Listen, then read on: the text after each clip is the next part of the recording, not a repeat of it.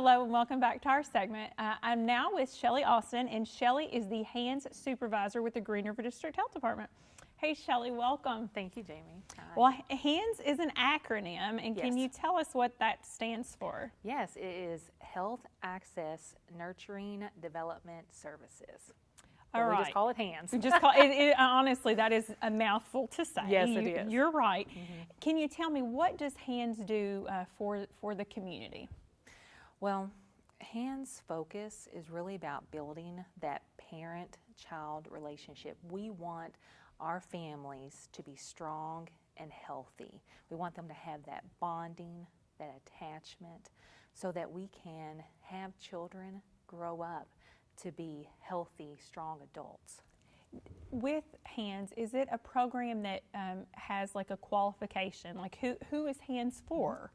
HANDS is offered all in the state of Kentucky. Okay.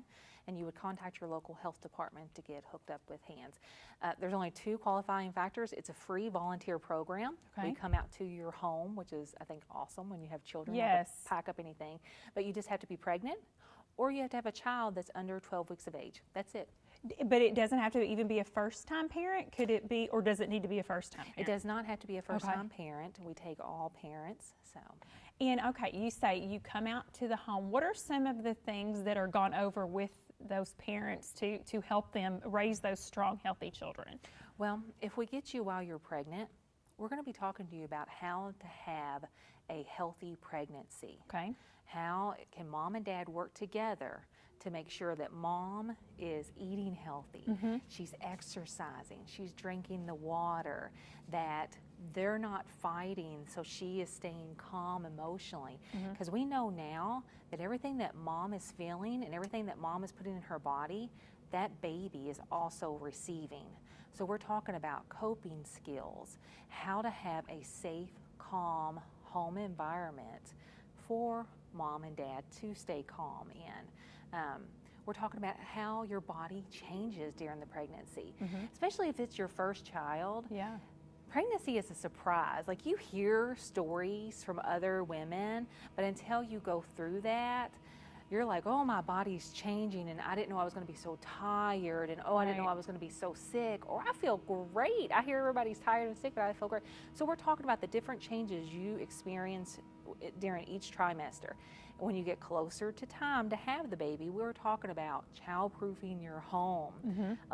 People think, well, it's just a baby's going to lay there, but you still need things in place to make sure that baby's safe when you bring that baby home from the hospital. We're talking about what you need to take to the hospital, what you need to talk to your health care provider about, your birthing plan, what you need to pack for you, what you need to pack for the baby, who's going to be in that room with you, and what support you need during that labor and delivery. A lot of things people don't think about, and we're asking those questions to get you thinking about preparing ahead. And then once you have the baby and you can bring the baby home, then we're going to talk about things you do to take care of that baby during the different stages of its life. And we can stay with you until the baby's 2. That was going to be my question, okay. And then if there's special situations, then we can stay until the baby's 3, until that 3rd birthday. So we're going to be talking to you about basic care as that child develops and reaches different ages. Basic care, feeding, changing, bathing. And we're going to be talking about how to read those different cues. When you first bring a baby home, they cry. Yes, like, it's overwhelming. It can be, exactly. But those babies give you different cries. And it takes a while, and we reassure parents, if you pay attention, you'll learn their different cues. You'll learn those different cries of, I'm tired, I'm hungry, I'm wet, I'm bored, I just need to be held. So we're talking about loving your baby, building that attachment, letting parents know sometimes you don't love your baby right away. Right. And that's okay. As long as you're still providing that need and caring for that child's okay. Providing food, clothing, keeping the baby clean, talking to the baby, singing to the baby, playing. We talk about how you actually play with newborns, because I know they're just so small and they really can't do a lot, but there's actually things you can do to start that language development, to start that brain development, to stimulate all those, and I'm not medical, but I always say to stimulate that brain development, get all those wires going to connect. We talk about when the baby reaches 2 months of age, we start what's called a developmental screening. And that is to check to make sure the baby's on target. And we do those every 2 months. And that way we can catch something early. If there's an issue, then we can say, okay, mom and dad, maybe you just need to do these certain activities to help. Maybe you haven't exposed the child to this area of learning yet. So try these activities, and we're going to rescreen in about 2 weeks. If there's still a concern, if still an issue, then we're going to refer to specialists, get them in there to help correct it or to help get that development going. So when the child reaches school age, hopefully there's specialists in place that they need further help, or that development got caught up on course. Are you all able to, even with a second pregnancy, if they've been a hands family, can they come back?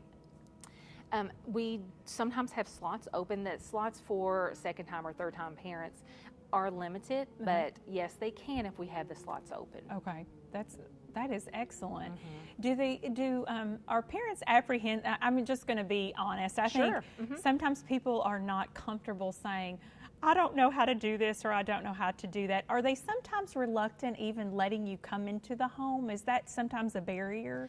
Absolutely, because you're thinking they're going to judge me on what my house looks like. Right, yes. Or they're going to think I'm a bad parent because I don't know what to do. I don't even know how to hold my baby right. We are there for you. Hands is a support. And parenting's hard. Yes, it is. It is one of the hardest jobs you'll ever have. It's 24/7, and this little person needs you for everything. So to have, the more support you have, the better. We're not there to judge. If there's an issue, we're going to talk to you about it, getting that corrected, telling you where to go to help you, or some things you need to do. One thing we do is it's called a child-proof checklist. We do that before you have the baby, and then we also do it when the baby starts getting mobile. And what I like about this is it's broke down into each room. And so we can look at each room, and it's things you may not even think about. So you maybe need to move these cords out of the way, because we know it only takes a second and the baby can grab things. We encourage parents to get on the child's level when the to see what they're saying. Yes, because they can find everything on the floor. Yeah. What can they crawl through? Maybe they can get stuck.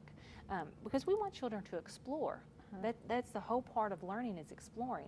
But we just need to make sure that they explore in a safe environment. Right. Well, you have something really pretty and colorful sitting next to you. Can you tell me what this is? Okay, so one thing about hands we do is about play. Okay. Because we know with kids and with adults, if we're not having a good time, we're not interested. No, yeah. So at our visits, we're always talking about playing and learning, how to make it fun. Because as a parent, you've got to stay motivated too. After a long day, you've got to find ways that are easy but are fun for the kid. So we make things that are just around your house. Okay. So once it gets broken, and it's okay if it gets broken. Yeah. You can throw it away and make a new one. Right. So these things don't cost anything. This is one of my favorites. That's why I grabbed it. It's called Lots of Lids. Okay. And you can use this when the baby first starts sitting up, if you're supporting, and you can make all different kinds of lids. Okay. Now, you can get really creative and do pictures on them, or just colors. You can get lids and put the same kind of picture on it, and then when they're older, you can start doing matching. Okay. But first, they're going to want to chew on it and feel it, because that's just how they explore and learn. But you're going to teach them about dropping in and out, which also teaches them, I can't see it, but when you take the lid off, it's still there. Okay. The cause and effect, object permanence, it's still there. And then starting that eye-hand coordination, which we know, big benefit, sports, having some coordination. Yes. And you can start the counting. You can do so many things with this, lots of lids. You can start the counting 1, 2, which is going to help with math, problem solving, opening, closing, even color differentiation. Like, get me the green circle, or whatever color you choose to call it. Yeah. Yes. That's excellent. And too, I think it also looks into mom and dad's creativity, because I'm not a creative person, but I look and I'm like, I could do that. Yes, exactly. I didn't do this one, so I can't take credit for it. Even if you don't even put tape around it and it's just the coffee can. Yeah. It's just fun. Just getting down on the floor and playing with your kids, that's all they really want. They just really want mom and dad to give them face-to-face time, talking, laughing, learning. And we know with the cycle of mastery, we talk about this a lot in hands, is you first have to show them how to do something. And then once they try it, yay, you give the praise. And then what do kids love? They love, yay, they love the clapping. And so they're going to repeat that action. They're going to repeat it and repeat it. And once you repeat something so many times, you get really good at it. Yeah. And that's what it's about. Well, and also what I think too is it's reinforcement to mom and dad. They then want to continue to be better parents, to give and to get the praise too. So it's really, you know, you were talking about support. One of the things I said before we got started today was no one ever failed from too much support.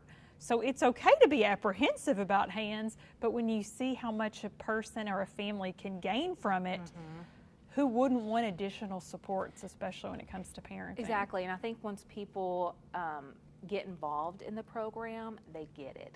They get that we are not there to judge at all. Right. We make mistakes as parents. We make mistakes, and that's okay. But we're there to give you information, to give you an extra set of hands. Literally. Yes, for support. Okay, this is not working for you. Try this. I know you're tired. The baby was crying all night long. Here's some things you can do to maybe help soothe the baby. And did you know it's okay if your baby's crying and you're tired to take a break? That's okay. Take a break, call someone, see if they can come over and just watch the baby for a few minutes. It's okay. But we just want to make sure that you're safe and the baby's safe. Well, and one of the things that has stood out to me is that I'm sure at the end, what are your all's that there is an ultimate goal for hands? What is your hope for mom and dad? You've reached that 2-year mark, and for the child, and they don't need that additional year. What is your hope? What do you hope they say about hands? That we were able to be a strong family, and that hands showed us that we could do it. We could do it as a family, and what that family unity is about, sticking together, supporting one another, and that we know how to help our child to reach their fullest potential. I think about this too as being a good mentorship for other families. Once you've helped this family, that either that helps with referral to the program, number one, or that they can then become, you know, a mentor to another family. Right. Oh yes, you wouldn't believe how many people call us and say, hey, my friend or my cousin had the program. I want that too. I got to see you in the home, and I got to see a visit, so I would like to have that also for my child. So that success is speaking volumes, so much so that they want it. Yes. What if someone is watching today and they would like more information about the program? They can just contact the local health department. Okay. And our offices are located inside the health department.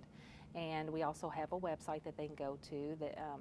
Ours here in the Green River area is going to be grdhd.org. Okay. And they can just go to that website. And then just go to hands.